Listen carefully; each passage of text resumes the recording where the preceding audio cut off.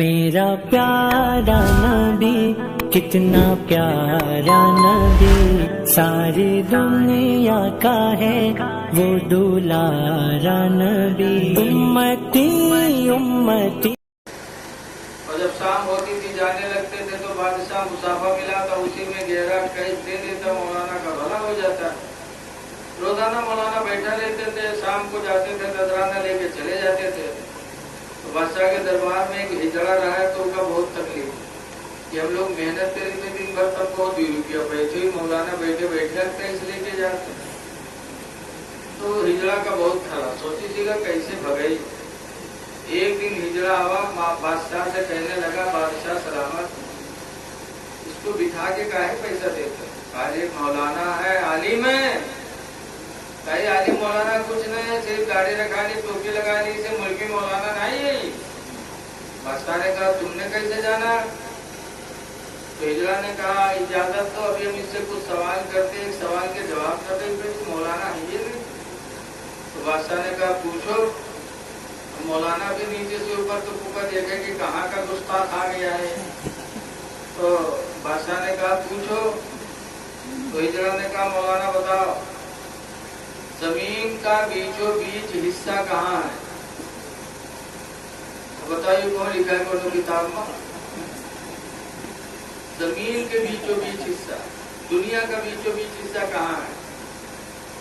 بتاؤ ہم بیرتا ہے تقریر کر رہے، ہم سویرے جی پارا پڑھا رہے ہم سے کہا ہے کہ تم بیرتا کے رہا ہے، بتاؤ بیرتا کے بیچوں بیچ حصہ کہاں ہے؟ تو ہم بتائے پھر ہم یہ کہ تقریر کرے کے رہا کہ ناپے کے رہا، اور پوری دنیا کے بیچوں بیچ حصہ پوچھ مولانا سے، ہم مولانا گڑبڑا لیں تو کتاب میں لکھا نہیں ہے اپنے قانون شریعت بارے شریعت میں۔ تو مولانا کہیں اور کوئی دوسرا سوال ہے؟ کا ایک سوال اور ہے، کہا بتاؤ۔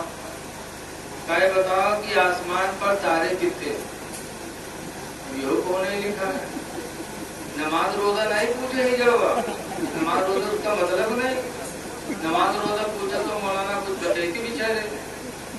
اب مولانا اور پریشان، کہاں سے اور کون سوال ہے؟ سوتی نکالے بتائے بات اور تیسرا بتائے دیں، کہیں اور پوچھے کہیں نہ ایک سوال اور ہے، کہیں تیسرا کا ایسی بتاؤ دنیا میں یہاں مرد کتنے ہیں عورتیں کتنی ہیں؟ یہ کون نے لکھا ہے۔ اب مولانا بہت پریشان، کہیں اور کون سوال ہے؟ کہیں بھائی یہی 3 سوال کے جواب دے دو بس۔ مولانا نے بادشاہ سے کہا حضور ایک دن کا موقع چاہتا ہوں، پرسوں ان سوالوں کا جواب دوں گا۔ ہجڑا کہیں دیتے ہو؟ اگر مولانا ہو تو 1 سوال کے جواب تو بتائی گے سر۔ تو ملکی مولانا نے پھوکر میں گاڑی رکھائی، ٹوپی لگائی، بیٹھ گئی۔ بادشاہ بہت ناراض، اچھا اگر پرسوں ان سوالوں کا جواب تم نے نہیں دیا تو تم کو پھانسی دیں گے، جب معلومات نہیں تھی تو کیوں یہاں بیٹھا تھا؟ کیا حضور پرسوں بتاؤں گا، کہاں نہیں بتائے گا تو پھانسی دیں گے تجھ کو، اور پہلے کے بادشاہ جو کہتے تھے وہ کرتے تھے۔ مولانا گئے گھر پر، اب کہو کتاب میں لکھا ہو تو کتاب کھولے الٹے پلٹے، اب گئے بیچارے لیٹے بے چینی میں، ادھر سے ادھر ادھر سے ادھر، بخار بھی چڑھ گیا کہ کوئی کتاب میں بھی نہیں لکھا، کیسے کریں؟ پرسوں تو پھانسی ہوگی۔ اسی الجھن میں مولانا پڑے تھے کہ مولانا کا دھوبی جو کپڑا دھوتا تھا، کپڑا لے کر کے گیا، دھوبی دروازہ کھٹکھٹایا تو مولانا نے دروازہ کھولا، سلام ہوا، پوچھا۔ دھوبی نے دیکھا تو کہا آج آپ بہت پریشان ہیں، کیا معاملہ ہے؟ کہا کوئی بات نہیں۔ کہا نہیں آپ بتائیے معاملہ کیا ہے؟ لیکن جائے یار اپن کپڑا دھوئے والی کرو، ہم سے پریشان نہ کرو۔ کہا بتائیے تو آخر کیا معاملہ ہے؟ کہا بادشاہ کے یہاں ہجڑا رہتا، اس نے 3 سوال کیا ہے۔ کہا کیا سوال کیا؟ کہا دنیا کا بیچوں بیچ حصہ کہاں ہے؟ آسمان پر تارے کتنے ہیں؟ دنیا میں مرد کتنے عورتیں کتنی ہیں؟ کہا تم نے کہا کہا میں نے کہا پرسوں بتاؤں گا۔ بادشاہ نے کہا نہیں بتاؤ گے تو پھانسی دیں گے، اور کوئی کتاب میں ہے نہیں، اسی میں پریشان ہوں۔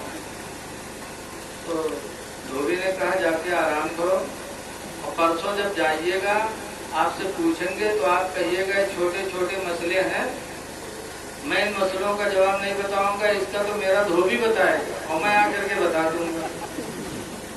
تو مولانا کہتے آرے زندگی بھر ہم پڑھے پڑھائے، ہم کا मालूम है? कहने हमका मालूम है। तो बहन क्या बताओ? कहीं वही बताएंगे। कहने सही बताओ। ऐसे तो हम परसों तक सोचबे जान पे तो हम जेबे ने भाग के को अपन जान बची और तुझे कहे इसे पहुंचे तू न जा फोकट में हमारा काम करवाऊं भैया। हिजड़ा ने कहा परेशान न हो, मैं बेवफा नहीं हूँ, आप जाइए परसों, मैं आगे बताऊंगा। खैर मौलाना को कुछ सुकून मिला। तीसरा दिन आया, मौलाना बादशाह के दरबार में पहुंचे। जैसे वहाँ पहुंचे वैसे हिजड़ा दौड़ के आएगा। था मौलाना बताओ। मौलाना का चुप, ये छोटे छोटे सवाल मैं नहीं बताऊंगा, मेरा धोबी बताएगा। अच्छा कहाँ धोबी? अभी आ रहा है। अब सब लोग धोबी का इंतजार करने लगे। इतने में धोबी अपने गधे पर बैठा सोटा लेकर के पहुंचा। वहां गेट पर खड़खड़ाया। इजाजत मिली तो धोबी गधे से उतरा नहीं, गधा समेत बादशाह के दरबार में घुसने लगा। लोगों ने हटाया, कहा हट, यहाँ अच्छे इंसान नहीं आने को बात तो गधा ला रहा है। कहने में गधा लेके जाऊंगा। बादशाह ने मना किया, कहने गधा नहीं ला सकते हो। धोबी ने कहा हुजूर गधा लाने की इजाजत दीजिए, मैं गधा को लेके आऊंगा। गधे के सवाल का जवाब गधा ही बताएगा, कोई दूसरा नहीं बता सकता, मैं लेके आऊंगा। बादशाह ने जब सुना तो कहा अच्छा ठीक है लाओ। गधा लेके पहुंचा, उतरा, हाथ में सोटा, कहा है जरा? आया सामने। कहा क्या है तेरा सवाल? कहा मेरा पहला सवाल ये है कि दुनिया के बीचों बीच हिस्सा कहाँ है? तो जिस कमरे में बादशाह की कुर्सी पड़ी थी उसी कमरे को कुर्सी के पास से नापना अपने सोटे से शुरू किया।